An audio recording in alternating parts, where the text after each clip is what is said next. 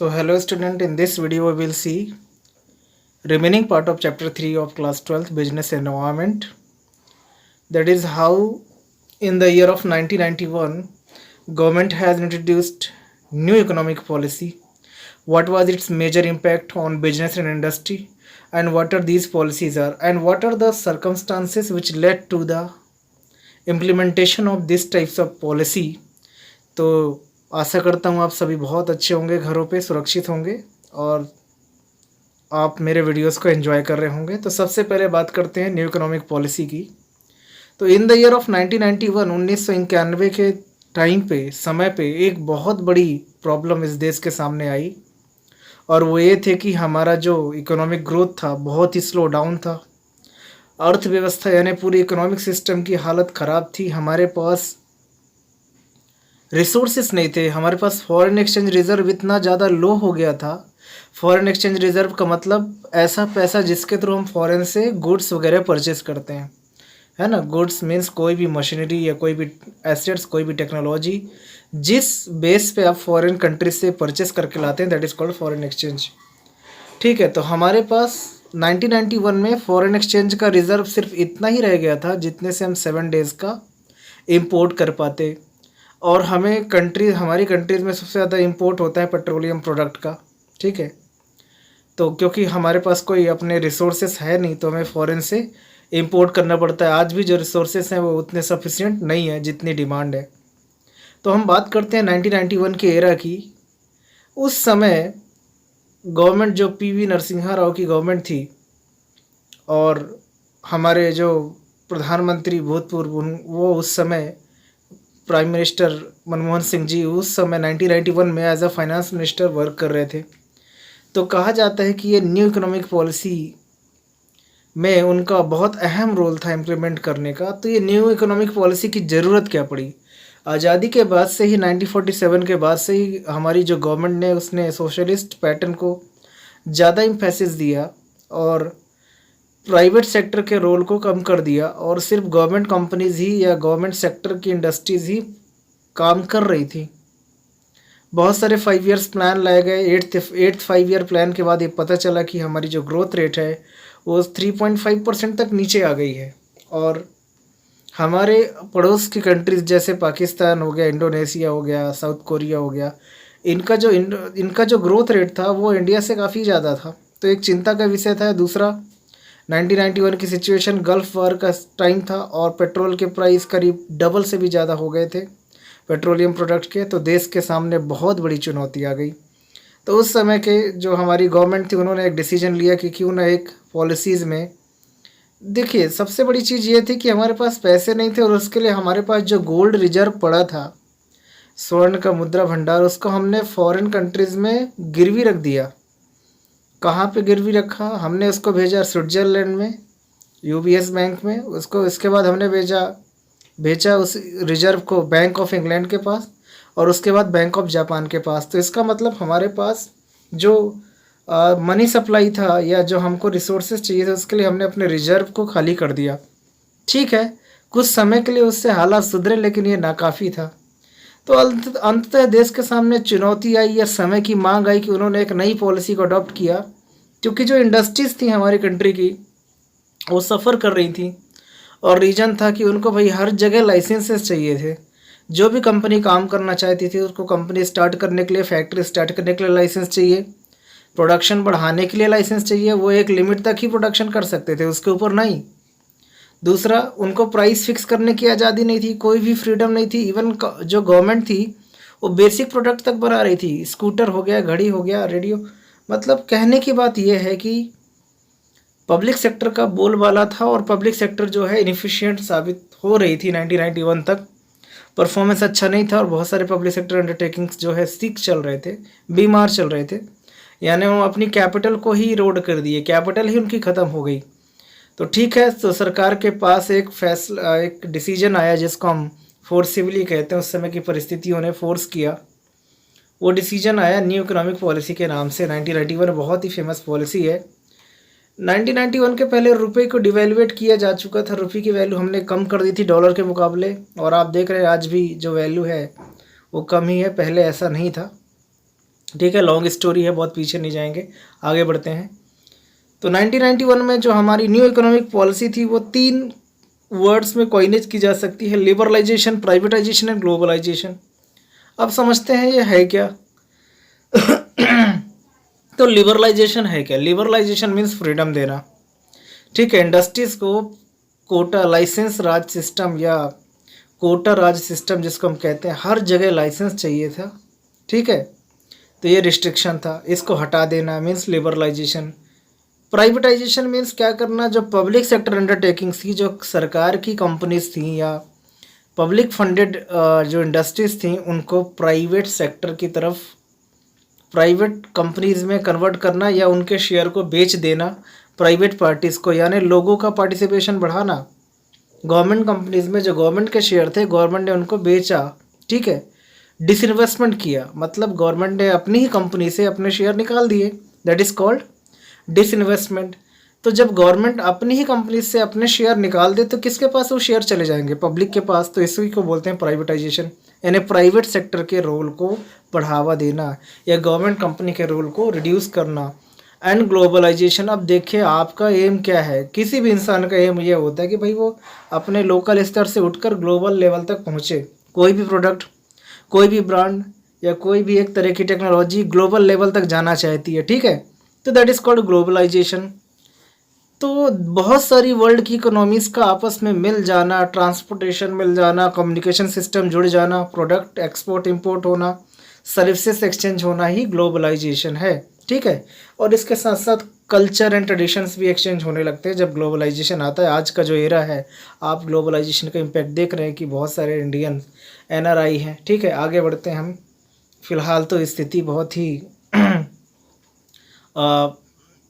Critical है, क्योंकि इस समय बहुत ही डेंजरस एक सिचुएशन है इकोनॉमी के सामने, और वैसे ही अर्थव्यवस्था की हालत बहुत अच्छी नहीं चल रही थी पिछले कुछ कह सकते हैं सालों से। हमारी ग्रोथ रेट कम हो रही थी, 5% के आसपास अनुमानित थी, जो और भी ज़्यादा कम हो जाएगी।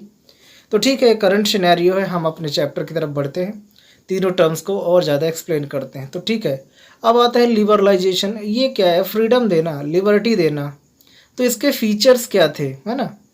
तो इसका जो फीचर्स था, एक तो लाइसेंस को हटा देना, कोई ज़रूरत नहीं लाइसेंस की। लाइसेंस की ज़रूरत वही है जहाँ पे बहुत ही सेंसिटिव या क्रिटिकल या कोई स्ट्रेटजिक इंटरप्राइजेस है। कुछ एरियाज़ ऐसे हैं जहाँ लाइसेंस की ज़रूरत है, जैसे ड्रग्स हो गया, मेडिसिन हो गई, है ना, अल्कोहल हो गया, या और भी कुछ ऐसे इन्फ्लेमेबल प्रोडक्ट्स हैं, जैसे कि क्या कहते हैं इसको, फायर क्रैकर्स हो गए। तो उनमें बिना लाइसेंस के एक्टिविटीज़ को स्केल नहीं किया, यानी स्टार्ट ही नहीं कर सकते। Freedom in determining the scale of business, की बिजनेस के जो स्केल है कि प्रोडक्शन आप इतना कर सकते हैं, 100 यूनिट, 200 यूनिट, 1000 यूनिट, इसके जो स्केल को फ्री कर देना कि आप जितना प्रोड्यूस कर सकते हो भाई प्रोड्यूस करिए। पहले ऐसा नहीं था, पहले प्रोडक्शन पे भी लिमिटेशन था।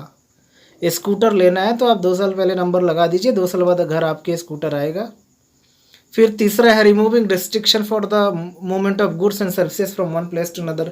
रिस्ट्रिक्शन था, ट्रांसपोर्ट नहीं कर सकते थे आप हर जगह। ठीक है, एक स्टेट दूसरे स्टेट को रिस्ट्रिक्ट कर देता था। तो इन सब को हटा देना, लिबरलाइजेशन। फिर अब freedom to fix the price, goods का प्राइस अब कंपनीज या फैक्ट्रीज डिसाइड कर सकते थे। ठीक है, reduction in the rate of taxes, tax थोड़ा कम कर दिया गया, पहले बहुत ज़्यादा टैक्सेस था। तो अननेसेसरी कंट्रोल कुछ एरियाज़ में था जहां ज़रूरत नहीं थी, सरकार हस्तक्षेप करती थी। और इंपोर्ट एक्सपोर्ट प्रोसीजर को सिंप्लीफाई कर देना, यानी सिंपल ईजिली आप एक्सपोर्ट कर पाएंगे और फॉरेन से इंपोर्ट कर पाएंगे। उसमें पहले बहुत ज़्यादा कॉम्प्लेक्सिटीज़ थी, बहुत ज़्यादा कस्टम ड्यूटी थी। ठीक है, सचिन तेंदुलकर को जब कार सप्लाई की गई थी फेरारी फॉरेन कंट्री से, तो उनको 200% इम्पोर्ट ड्यूटी देनी पड़ी थी, यानी 100 करोड़ की जो कार है, प्राइस के बारे में आप एक बार कंफर्म कर लीजिएगा, उसका प्राइस 300 करोड़ हो गया, या मैं गलत भी हो सकता हूँ, 1 करोड़ की होगी तो 3 करोड़ हो गया। अब आता है simplifying the process of attracting foreign capital and technology. क्या होता था, फॉरेन से कोई भी कैपिटल लाना है, कोई भी टेक्नोलॉजी लेके आना है, सरकार के पास उसको उसके प्रपोज़ल को रखना पड़ता था, सरकार उस पर रिव्यू करती थी, उनकी मीटिंग्स होती थी, और फिर वो डिसीजन लेते थे कि ये टेक्नोलॉजी इंपोर्ट होना चाहिए, इंडिया में आना चाहिए कि नहीं आना चाहिए। तो एक तरह से लेंथी था और ये रेड टेपिज्म के कारण क्या होता था, बहुत सारे प्रोजेक्ट रह जाते थे। बहुत ही मतलब गवर्नमेंट का क्या कहें, उसमें आप समझ सकते हैं कि करप्शन भी इन्वॉल्व होता था, किसी को सैंक्शन करना किसी प्रोजेक्ट को या किसी को नहीं करना। आगे बढ़ते हैं। अगला जो स्टेप था वो है प्राइवेटाइजेशन। एलपीजी पॉलिसी का नाम है, 1991 इंडस्ट्रियल पॉलिसी का नाम या न्यू इकोनॉमिक पॉलिसी का नाम है LPG, liberalisation, privatisation and globalisation. तो प्राइवेटाइजेशन में मेनली हमने देखा था कि प्राइवेट सेक्टर के रोल को इंक्रीज कर देना, ठीक है। तो इसमें पब्लिक सेक्टर के रोल को कम करना है, ठीक है। फिर सरकार के पास क्या था, बहुत ज़्यादा फिजिकल बर्डन था। फिजिकल बर्डन मतलब कि एक्सपेंडिचर, खर्चे ज़्यादा होना और इनकम कम होना। तो उस बर्डन को कम करने के लिए सरकार ने अपने शेयर बेच दिए प्राइवेट सेक्टर को, उन्होंने पब्लिक को, ठीक है। फिर गवर्नमेंट मशीनरी का जो आप जानते ही हैं कि बहुत ज़्यादा इनफिशिएंसी थी गवर्नमेंट मशीनरी में, उतना सही तरीके से काम नहीं कर पाते थे। गवर्नमेंट की अपनी मशीनरी या स्लो चलती थी, तो उसको ख़त्म करना एक तरह से। गवर्नमेंट का काम भी कंपनी चलाना नहीं है, गवर्नमेंट का काम तो भी देश का वेलफेयर करना है। तो क्यों उनको इंडस्ट्रीज़ वगैरह लगा के हर एक एरिया को कंट्रोल करना चाहिए। Speeding up economic development, economic development को बढ़ाना, अलग अलग एरियाज़ में फोकस करना, ठीक है। अब कुछ इंटरप्राइजेस के मैनेजमेंट भी ठीक नहीं थे, गवर्नमेंट को उसको भी ठीक करना था क्योंकि वो लॉस में जा रहे थे। तो क्या होता है, जब प्राइवेट सेक्टर का एक तरह से किसी भी सरकारी कंपनी में प्राइवेट पार्टीज़ के शेयर भी जब आ जाते हैं तो उनका जो मैनेजमेंट है थोड़ा सा कॉम्पिटिटिव या एफिशिएंट हो जाता है ना। इसलिए आप देख रहे होंगे सरकार हर सेक्टर में हर जगह अपने शेयर्स को बेच रही है, जैसे एलआईसी के साथ अभी हुआ, और इसके पहले भी बहुत सारे शेयर्स बेचे गए सरकार के थ्रू, है ना। बैंक में हो गया या सेल जैसे बड़े बड़े इंटरप्राइजेस में हो गया, जो बहुत बड़ी इंडस्ट्रीज़ हैं अपनी कंट्री की। फिर गवर्नमेंट के खजाने में वृद्धि होना, क्योंकि गवर्नमेंट को भाई हेल्थ केयर के लिए अभी आप देख रहे हैं कोरोना, सरकार को फ़ंड की बहुत ज़्यादा ज़रूरत है और कई तरीके से फ़ंड को रिटेन करने की या इसको अरेंज करने की कोशिश कर रही है। लोन भी लेना पड़ सकता है। तो हम देखेंगे गवर्नमेंट की ट्रेजरी मीन्स खजाने को बढ़ाना, ताकि ये पब्लिक वेलफेयर में काम कर पाए। और जैसे प्राइवेट सेक्टर किसी एरिया में आ जाते हैं तो पब्लिक सेक्टर के लिए वो कंपटीशन कम क्रिएट कर देता है, यानी उनको और भी ज़्यादा एफिशिएंट रहना पड़ता है सर्वाइव करने के लिए। तो अब आगे बढ़ते हैं और नए पड़ाव की तरफ, दैट इज़ कॉल्ड ग्लोबलाइजेशन। ये ग्लोबलाइजेशन है क्या? तो ग्लोबलाइजेशन का मतलब सिंपली आप समझिए कि वर्ल्ड की इकोनॉमीज यानी अलग अलग देशों के आपस में रिलेशंस होना। अब देशों के रिलेशन क्यों होंगे कंट्रीज़ के? जब वो इम्पोर्ट और एक्सपोर्ट करेंगे। अब कोई एक देश ही इम्पोर्ट करे एक्सपोर्ट करे, दूसरा ना कर पाए, तो ग्लोबलाइजेशन नहीं हो सकता, वन वे नहीं हो सकता। सारे कंट्रीज़ को फ्रीडम मिले कि वो एक दूसरे के साथ ट्रेड करें। और ये ज़रूरत भी थी क्योंकि स्टैंडर्डाइजेशन बढ़ाना था आपको, और स्टैंडर्ड ऑफ लिविंग कब बढ़ेगा? जब आप फॉरेन कंपनीज़ के प्रोडक्ट यूज़ करेंगे। तो 1991 के बाद हुआ भी यही, हमने अपने दरवाजे खोल दिए, हमारे देश में बहुत सारे फॉरेन कंपनीज़ आ गई, है ना। जैसे कोका कोला, पेप्सी को पहले बाहर इनको कर दिया गया था, बाहर लौटा दिया गया था इंडिया से, बाद में फिर ये वापस आ गए। और आज आपके हाथ में एप्पल आईफोन है या सैमसंग है या दूसरे ब्रांड्स हैं जिनको आप यूज़ कर पा रहे हैं। तो उसके कारण हो क्या रहा है, स्टैंडर्ड ऑफ लिविंग इम्प्रूव हो रहा है। कार के सेगमेंट में जाएंगे तो आपको जैगुआर, है ना, लैंड रोवर और बहुत सारे मर्सिडीज, ये पहले नहीं था ना। पहले आपको इंडिया में वही मिलता है एम्बेसडर और फिएट। तो ये क्या था, फिएट कार वगैरह आपको ज़्यादा अवेलेबल थी, स्कूटर मिलती थी। अभी स्कूटर का प्रोडक्शन अभी बंद ही हो गया, ठीक है। बजाज स्कूटर उस समय स्कूटर प्रोडक्शन किया करती थी। तो क्या सिचुएशन थी और आज क्या है, आप बहुत ज़्यादा चेंजेस देख रहे हैं, क्योंकि 1991 में आप नहीं थे, आपको सिचुएशन का अंदाज़ा नहीं है। फिलहाल जो परिस्थिति है वो मच बेटर है as compared to those days. तो ग्लोबलाइजेशन क्या है? Free flow of goods and services in all the countries, सारे देश में, मतलब किसी भी एरिया में किसी भी तरह से बैरियर क्रिएट नहीं करना, चाहे वो टैक्स का बैरियर हो। अब कोई देश किसी दूसरे देश की गुड्स को ज़्यादा टैक्स कर देगा तो क्या होगा, वहाँ पे गुड्स पहुँच नहीं पाएंगी। तो टैक्स स्ट्रक्चर को नॉर्मल करना, गुड्स का ट्रांसपोर्ट कम्युनिकेशन सिस्टम को स्ट्रॉन्ग रखना, ठीक है। कैपिटल का फ्लो सारे कंट्रीज़ में फ्री हो, ये नहीं कि कोई देश चाहे कि भाई हम अपने देश में बाहर के पूंजी कैपिटल नहीं आने देना चाहेंगे। ये ग्लोबलाइजेशन के खिलाफ है। इंडिया ने भी अपने रास्ते खोल दिए और फॉरेन से कैपिटल अट्रैक्ट करने लगी, विदेशी पैसा यहाँ आने लगा, जिसको हम फॉरेन डायरेक्ट इन्वेस्टमेंट भी कहते हैं। अब आगे बढ़ते हैं, इन्फॉर्मेशन और टेक्नोलॉजी का एक्सचेंज होने लगा। आपको बाहर से जब इन्फॉर्मेशन मिलेगी तो आप उसके हिसाब से नया कुछ कर पाएंगे।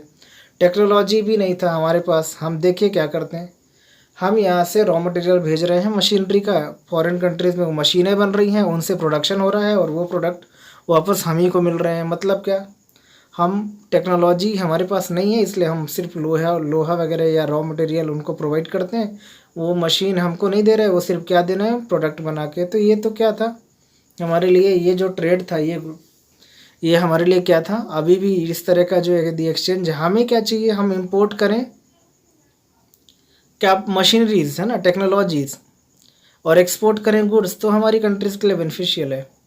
Free movement of people in all the countries, सारे कंट्रीज़ में लोग मूव कर पाए इजीली, ठीक है, कहीं भी किसी भी तरह का रिस्ट्रिक्शन नहीं होना चाहिए। और आगे है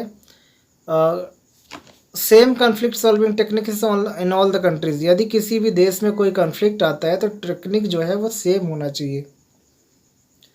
अब ये क्या हुआ, 1991 की जो पॉलिसीज़ था इसका बहुत ज़्यादा इम्पैक्ट पड़ा बिजनेस और इंडस्ट्रीज़ में, यानी इंडस्ट्रीज़ में, बिजनेस में उनके काम करने के तरीके बदल गए। क्यों बदल गए भाई, बहुत ज़्यादा। अब ये देखिए, आप 10 लोग हैं किसी जगह पे आराम से रह रहे हैं, 50 लोग और आ जाएंगे तो आपको प्रॉब्लम होगी ना, और आपको उनके हिसाब से खुद को एडजस्ट करना पड़ेगा। ऐसे ही हमारे डोमेस्टिक इंडस्ट्रीज़ के साथ हुआ। फॉरेन मल्टीनेशनल कॉरपोरेशन जैसे ही हमारे कंट्री में आए, डोमेस्टिक से एक इंटरनल कंपटीशन क्रिएट हुआ। तो ठीक है, बिजनेस में क्या हुआ, प्रोडक्ट बहुत ज़्यादा बनने लगे, वन बाय वन हम देखते हैं। इंक्रीजिंग कंपटीशन बढ़ गया, क्योंकि इंडियन कंपनीज़ को फॉरेन कंपनीज़ के साथ मुकाबला करना पड़ा, रिसोर्सेज की हमारे पास कमी होती है। मोर डिमांडिंग कस्टमर, अब प्रोडक्ट बहुत ज़्यादा अवेलेबल हो जाएंगे, मास प्रोडक्शन होगा, हर तरह के प्रोडक्ट मिलेंगे, कंपटीशन होगा, तो कस्टमर भी डिमांड करने लगेंगे कि भाई ठीक है, जब कंपटीशन है, लोग बहुत सारे प्रोडक्ट अवेलेबल हैं, तो हम हमारे हिसाब से प्रोडक्ट चाहिए, हम पे कर रहे हैं, तो कस्टमर की डिमांड भी बढ़ गई, कस्टमर को क्वालिटी कॉन्शियस हो गया कस्टमर। आगे बढ़ते हैं, रैपिडली चेंजिंग टेक्नोलॉजिकल एनवायरनमेंट, अब टेक्नोलॉजी इतना ज़्यादा बदलने लगी कि भाई जो एग्जिस्टिंग इंडस्ट्री है वो आउटडेटेड हो जाती थी, यानी जो एग्जिस्टिंग मशीनरी है वो काम नहीं कर पाती थी, कुछ ही साल में नए टेक्नोलॉजी लाना पड़ता था, और जो कंपनीज ऐसा नहीं कर पाई उनको अपने बिजनेस को क्लोज करना पड़ा। बहुत सारे एग्जाम्पल पड़े हुए हैं आपके पास, बहुत से ऐसे एग्जाम्पल है जो उनको क्लोज कर दिया गया। बहुत सी इंडस्ट्रीज़ जो है बंद हो गई, जैसे आप जेरोक्स मशीन्स के आने से कार्बन पेपर का बिजनेस क्या हो गया, ख़त्म हो गया, ठीक है। नेसेसिटी फॉर चेंज, अब बदलाव की ज़रूरत होने लगी। पहले कोई भी इंडस्ट्री 50 साल से 60 साल से अपने हिसाब से चलते आ रही है, चल रही थी, क्यों, क्योंकि उसको कुछ भी चेंजेस देखने को नहीं मिल रहे थे। अभी सब कुछ बदल रहा था, प्रोडक्ट बदल रहा था, टेक्नोलॉजी बदल रहा था, कस्टमर की सोच बदल गई, तो चेंजेस लाने पड़े आपको कंपनीज़ के अंदर भी। तो बदलाव की एक ज़रूरत महसूस हुई, हर एक कंपनीज़ ने अपने अंदर चेंजेस लाना शुरू किया।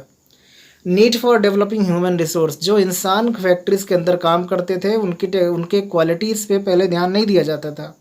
बिफोर 1991 वो जैसे थे, जिस तरह का उनका स्किल था वैसे काम करते रहते थे। लेकिन 1991 के बाद ह्यूमन रिसोर्स को बहुत ज़्यादा इंपॉर्टेंस दिया गया, उनकी ट्रेनिंग नीड्स को, उनकी स्किल्स को निखारा गया, ताकि जो कंपनीज हैं वो एफिशिएंटली वर्क कर पाएँ।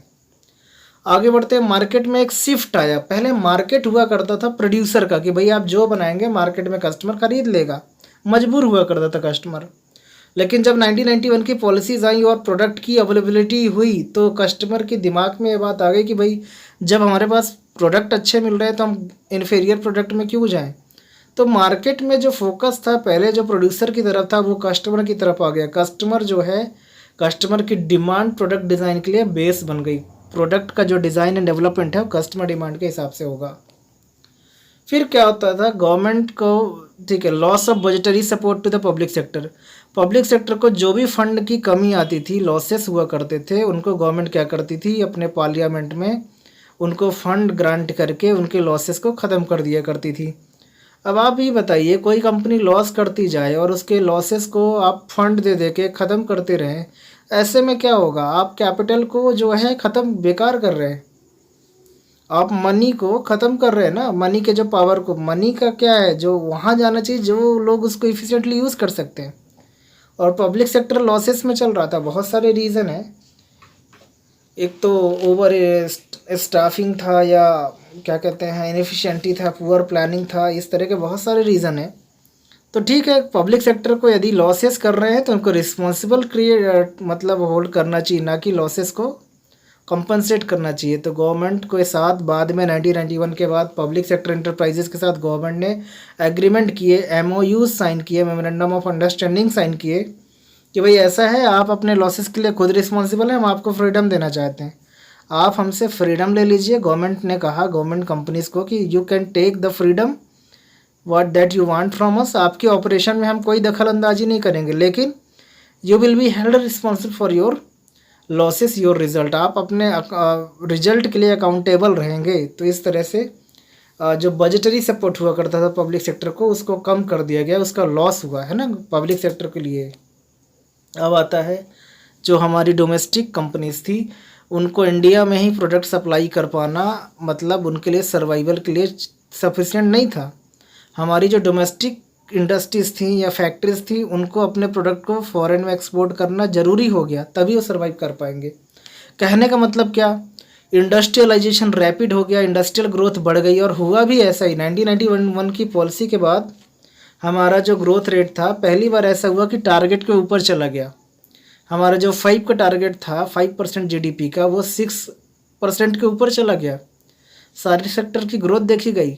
यानी जो 1991 पॉलिसी का जो डर था कि कहीं ऐसा ना हो कि विदेशी कंपनीज आके और इंडिया में एक तरह से मोनोपोली हो जाए, ऐसा नहीं हुआ। बहुत सारे सेक्टर में उछाल भी आया, लेकिन आज भी 2 सेक्टर देखा जाए तो एक है प्राइमरी सेक्टर, जिसको हम एग्रीकल्चर सेक्टर कहते हैं, वो ग्रोथ नहीं है जो होनी चाहिए, और मैन्युफैक्चरिंग सेक्टर भी समहाउ किसी भी तरह बहुत ज़्यादा ग्रोथ में नहीं है। अभी कई बार उसमें माइनस ट्रेंड भी देखा गया, कुछ क्वार्टरली रिजल्ट शो करते हैं कि इंडस्ट्रियल प्रोडक्शन जो है माइनस में भी गया कुछ सेक्टर में। और सिर्फ एक ही सेक्टर जो है काम कर रहा है हमारे देश का बहुत बढ़िया, वो है सर्विस सेक्टर। बहुत ज़्यादा GDP में कंट्रीब्यूशन है, बहुत ज़्यादा एम्प्लॉयमेंट है इस सेक्टर से। तो आप समझ रहे हैं कि जो इम्पैक्ट आया बिजनेस एंड इंडस्ट्रीज़ पे, वो किस तरह का आया और क्या क्या इम्पैक्ट रहा। Thanks for watching this video. Hope आपको ये चैप्टर समझ में आया होगा। फिर भी नहीं आया तो आप कमेंट करके बताइए या रिप्लाई करिए। एक टॉपिक डिमोनेटाइजेशन, इसको हम सेपरेट वीडियो में डिस्कस करेंगे। Thanks for watching this video.